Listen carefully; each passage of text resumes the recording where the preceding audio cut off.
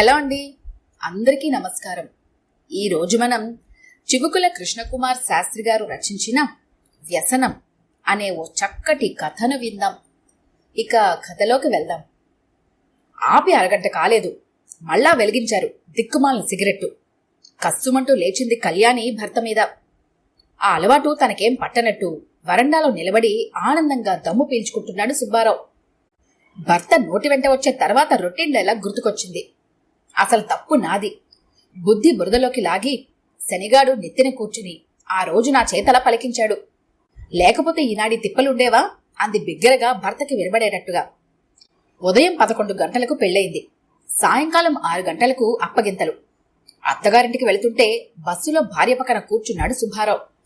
నేను సిగరెట్ కాల్చుకుంటే నీకేమైనా అభ్యంతరమా అని అడిగాడు. కొత్త మొగుడి మనస్సు నొప్పించడం ఇష్టం లేని కళ్యాణి తక్కువగా కాల్చడం ఆరోగ్యానికి మంచిది అంది. అంతే. బస్సులో వెనక సీట్లో కూర్చుని ఉదయం నుంచి పెళ్లి హడావిడి వల్ల కోల్పోయిన సిగరెట్ ఆనందాన్ని తృప్తిగా అనుభవించాడు. భార్య మాటను అలసుగా తీసుకుని సుబ్బారావు తన అలవాటును కొనసాగించాడు. 16 రోజుల పండుగ మర్నాడే కాపురానికి వెళ్ళింది కళ్యాణి. కొత్తలో పెద్దగా భర్త అలవాటును పట్టించుకొని కళ్యాణి రాను రాను సనగడం మొదలుపెట్టింది. తగ్గించండి, మరీ ఎక్కువగా కాలుస్తున్నారు. అయినా ఇదేమన్నా కడుపు నింపుతుందా ఏమిటి, దండుకు ఖర్చు తప్ప అనేది. సమాధానంగా సుబ్బారావు, అసలు నీకు విషయం తెలుసా? నీతో పెళ్లి కాకముందు దీంతోనే నా కాలక్షేపం, ఇదే నా తోడు అన్నాడు. మొగుడి మాటలకు ఒళ్ళు మండింది కళ్యాణికి. ఏమిటిటా తోడు? బండి వార్చిందా? పక్కన పడుకుని కబుర్లు చెప్పిందా? భార్యగా మీ అవసరాలు తీర్చిందా అంది. సమాధానంగా సుబ్బారావు నుంచి చిరునవ్వు వచ్చేదామెకు. అసలు నాకు సిగరెట్ వాసన పడదు, మీరు కాల్చొద్దు. సిగరెట్ అలవాటున్న 4 పెళ్లి కొడుకుల్ని నేను కాదన్నాను అని ఆ రోజు చెప్పి ఉంటే ఈ రోజు మనిద్దరి మధ్య ఈ గొడవలు ఉండేవే కావు అంది రుసరుసలాడుతూ.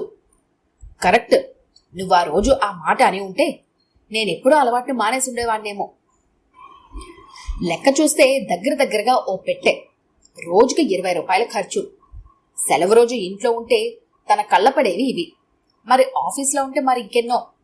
ఇల్లు ఊడ్చేటప్పుడు యాస్ట్రే ఖాళీ చేస్తూ కాల్చిన సిగరెట్ పీకలు లెక్క పెడుతూ భార్య సాధింపులు భరించలేని సుబ్బారావు యాస్ట్రేని అటక మీద పడేశాడు. సిగరెట్ కాల్చే అలవాటును మాత్రం తన దగ్గరుంచుకొని. ఏదైనా ప్రయాణం కడితే చాలు, బట్టల కన్నా ముందు పెట్టెలో చోటు చేసుకునేవి ఈ దిక్కుమాలిన పెట్టెలే. ఓ రకంగా చెప్పాలంటే కళ్యాణికి భర్తలో అన్ని మంచి లక్షణాలు కనిపిస్తాయి. తననెంతో ప్రేమగా చూసుకుంటాడు. ఇది కావాలి అని అడగకుండానే అన్నీ తెచ్చిపెడతాడు. బజార్కి ఓ చీర కోసం వెళితే రెంటికి పైమాటే కొంటాడు. తను చెప్పకుండా ఒక్క అడుగు కూడా ముందుకు వేయడు. అన్ని విషయాలు భార్య సలహాలు అమలుపరుస్తాడు. ఇంత మంచి అలవాట్లో ఉన్న భర్తకు ఈ ఒక్క వ్యసనం ఎలా అయిందో ఎంత ఆలోచించినా అర్థం కాలేదు కళ్యాణికి. పేపర్లో సిగరెట్ వల్ల కలిగే నష్టాలు, వ్యాధుల గురించి చదువుతుంటే గుండె గుబేలమంటుంది కళ్యాణికి. ఆ మధ్య పబ్లిక్లో ధూమపానం చేసిన వారికి జరిమానా అన్న వార్త విని సంతోషించింది. కాని అమలు కాని ఆ రూలు ఆమెను నీరు కార్చింది. సిగరెట్టు పెట్టెపై పుర్రుబొమ్మ వేయాలని అధికార పార్టీ వాళ్లు, వీల్లేదని అమ్మకందారుల మధ్య రేగిన దుమారం వల్లైనా ఈ సమస్యకు పరిష్కారం అవుతుందనుకుంటే అది చెట్టెక్కింది. సరదా సిగరెట్ అన్న పాట టీవీలో వస్తుంటే టక్కున ఆఫ్ చేస్తుంది కళ్యాణి కోపంతో. భార్య ఆఫ్ చేసినంత వేగంగానూ తను ఆన్ చేస్తాడు సుబ్బారావు, ఆ సాహిత్యానికి ముగ్ధుడవుతూ. కత్తికి 2 వైపులా పదును అన్నట్టుగా కవిగారు ఇష్టాలు నష్టాల గురించి రాసినా నష్టాల గురించి ఎవరు ఆలోచిస్తారు? అన్ని సుగుణాలే ఉన్న సుబ్బారావులో ఉన్న ఈ వ్యసనాన్ని ఎలాగైనా మాన్పించాలన్నది కళ్యాణి ధ్యేయం. ఒకసారి ప్రేమగా, మరోసారి బాధగా, కోపంగా, సూటుపోటి మాటలతో ఏ రకంగా చెప్పినా విన్నట్లే ఉన్నా మళ్లీ వినకుండా ఉండేవాడు సుబ్బారావు. వ్యసనానికి బానిస అయిపోవాలా అన్నది కళ్యాణి వాదన. తలుచుకుంటే ఈ క్షణాన్ని మానేయగలను, నేను చెప్పి చేయను, చేసి చూపిస్తాను అన్న భర్త మాట మీద నమ్మకంతో వేచి చూసింది కళ్యాణి. శరామామూలి అవడంతో మళ్లీ పోరు మొదలుపెట్టింది. చాలా తగ్గించాను తెలుసా అన్నది అతగాడి సమాధానం. ఆ మాట నిజమో కాదో కళ్యాణికి తెలుసు. అక్కడికి మృదువుగా చెప్పింది, ఈ అలవాటు ఒక్కసారిగా ఎవరూ తగ్గించలేరు, మెల్లమెల్లగా తగ్గించడం అలవాటు చేసుకోండి అని. కళ్యాణి మాటలకు అలాగేనని తలూపేవాడు గాని అతగాడి అలవాటు అతందే. ఓసారి వ్యసనానికి బానిసైన వాళ్లు దాన్ని జయించడం కష్టమే. నిత్యావసర వస్తువులు కొండెక్కి కూర్చోవడంతో అనవసర ఖర్చుల జాబితాలో మొట్టమొదటగా సిగరెట్ నిలిచింది కళ్యాణి దృష్టిలో. రోజుకి 20 రూపాయల చొప్పున నెలకు 600. ఎలా అయినా సరే భర్తను ఈ అలవాటు నుంచి ఏం చేసి మానిపించాలన్నది కళ్యాణికి అనుక్షణం వేధించే ఆలోచన. ఆ నెల పచారీ సరుకుల నిమిత్తం సూపర్ మార్కెట్కు వచ్చిన కళ్యాణికి బిల్లు చూస్తుంటే క్రితం నెలకు ఈ నెలకు బాగా తేడా కనిపించింది. బియ్యం, కందిపప్పు అనేమిటి, ఏ ఒక్క సరుకు కూడా స్థిరమైన ధర మీద ఉండటం లేదు. అనుకోకుండా ఆమె దృష్టి ఒక్కపొడి మీద పడింది. 100 గ్రాములు 45 రూపాయలు. ఒక్కపొడి రేటు పెరిగిందా ఏమిటి అడిగింది షాప్ అతన్ని. కొత్తగా పెరిగేదేంటమ్మా, చాలా రోజుల నుంచి ఇదే రేటుగా అన్నాడు.